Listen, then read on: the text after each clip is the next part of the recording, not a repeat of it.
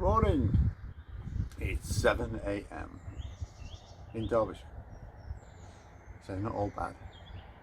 Just wait for that car to go past.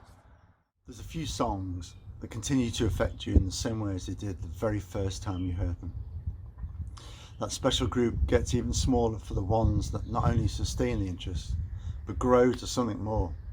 Not in a stagnant, nostalgic way, but with vigour and purpose with each encounter. Re-listening to songs can be glorious, uplifting, or soul-shattering, but this more select group are akin to a lifelong marriage that started off as adolescent infatuation. Micah P. Hinson is from Abilene in Texas, and the recorded version of the song came along in 2014. I was not in a great place at the time, and I don't know where this song fits into my own time scale with mental health issues of isolation, breakdown, suicidal thoughts, or redemption. But whilst there's no definite start time to the distress or anxiety I felt, I know exactly where I was when I first had the tremendous good fortune to be in his company for 2 minutes and 59 seconds. I can still close my eyes and recall sitting in the garden on the kids' trampoline. Baz Luhrmann was right. I miss my knees. Earbuds in, flicking through Spotify, looking for relatively recent music and skipping past new releases. Until this took its turn as the next song on the playlist.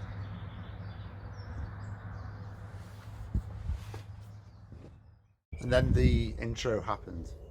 Calm, wary, restrained, resigned, deep tones counted in the song's beginning in Spanish. All of the music sites that detail the lyrics say that he counts in uno, dos, tres, but I don't hear that. It could well be his southern drawl, his southern Spanish drawl, or my northern hearing, my northern English hearing.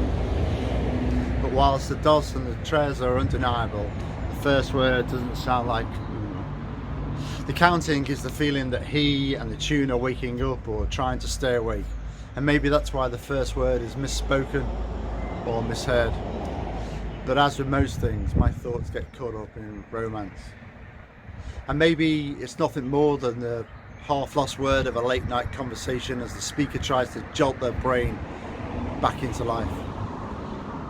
But those first few words are just like the rest of the lyrics. The counting is an integral part of the verse. In that after all these years, I still haven't come to terms with their place and identity, never mind their meaning. It wasn't until recently, when I decided to do this film, that I actually looked at what the lyrics were. Although some of the individual words are obvious, the sentences that contain them aren't so clear, even from much repeated listening.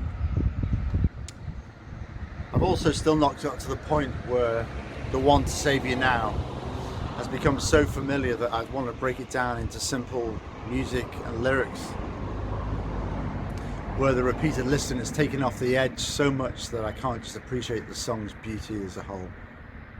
No, the first word, uno or not uno, doesn't really matter, except it gave the first clue that this song was going to go beyond the usual wait till the first chorus before skipping past a new tune.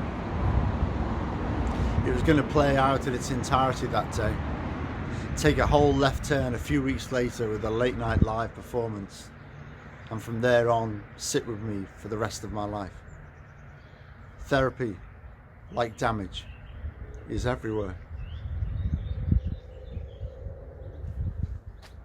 The music, mostly piano and drums, takes the cue from the laid back and adorned feel to the introduction, gently easing you in. It opens up like the count, a slow stride to a steady canter. Make believe that I am all fine. It's dragged out like a throwaway comment that is heartfelt and desperate. Lyrics and melody have always had the ability to change my mood instantly. They can treat my depression as effectively as a decent night's uninterrupted sleep, but in 3 minutes, like a power nap of sorts. The first few bars of the song remind me of Bob Dylan's harmonica style. Your head instantly thinks, I could play that. And maybe you could technically, but you'd fail at the first hurdle in delivery. The song's lyrics are repeated once, and the anchor for the whole piece is the ascension of the line that's used as the song's title to a further crescendo at the second time of singing. The statement offer a plea of, "What if I was the one to save you now?"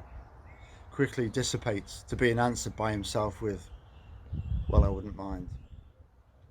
The song is laced with issues around mental health, of people only being able to accept help when they are in that place themselves.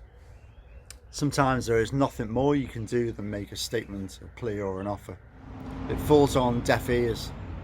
You're left with the hope that one day it will be heard, welcomed, and maybe even taken up.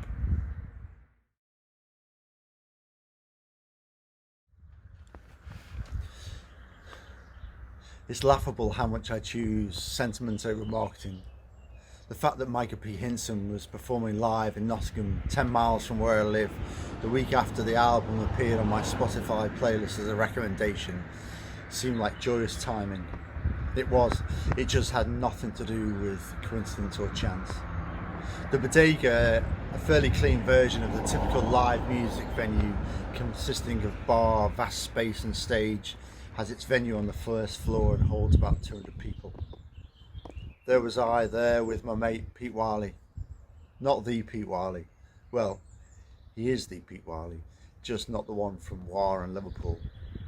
And there's Micah P Hinson, all the way from Abilene in Texas via drug dependency, bankruptcy, homelessness, marriage, fatherhood, a crippling car accident in Catalonia, Spain in 2011, and 7 glorious albums at the time.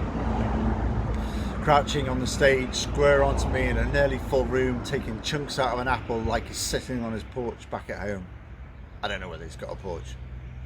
Swigging from some kind of milk concoction, occasionally interrupted by the air conditioning taking off above me like some kind of plane. There's no Spanish counting. He tunes his battered guitar like it's the instrumental starting for the song itself. His voice churns, croaks and fires up. Make believe that I am all fine.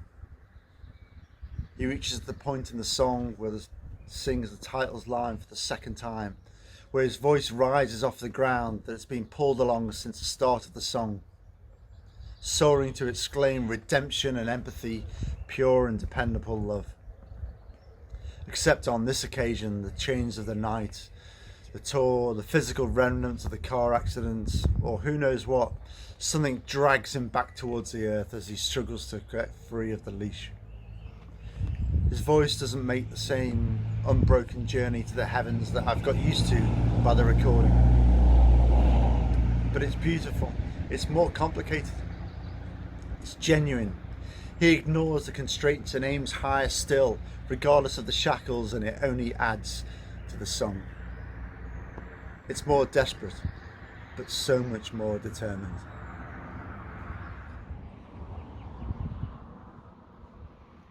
I tend to put the song on when I know I'm going to be undisturbed, mostly when driving, although it's never the first song I put on. There's an issue with the system in the car so that it interrupts the first song for 10 seconds or so, which isn't long, but some things demand the care and attention they contain. I think of that evening in Nottingham, experiencing a song live, a song that's important to you, sung at a time that's still fresh and relevant for the singer, is a rare treat. I think of the counting, why it's such a focus for me, maybe because it's like a deep breath, a calming mechanism, a way of stepping back, taking time out, something I clearly rely on each time I listen to the song.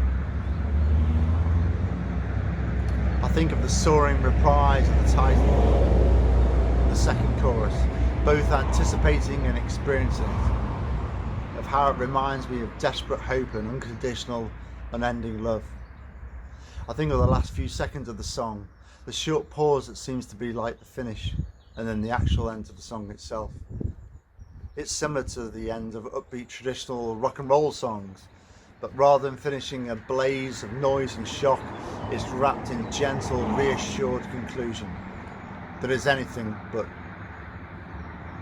If you love someone, set them free, but let them know where you'll always be. The first sound you hear when you first play the song isn't the actual counting. It's background noise when we're recording. Like home recording on the old cassette tapes used to be, wrapped up like a blank canvas before the paint arrives. The noise sets the scene. All our thin frames are constrained by the earth, but they can fly with our thoughts and feelings if we want them to. For me, the song is about redemption, about empathy, about pure and dependable love. What if I was the one to save you now?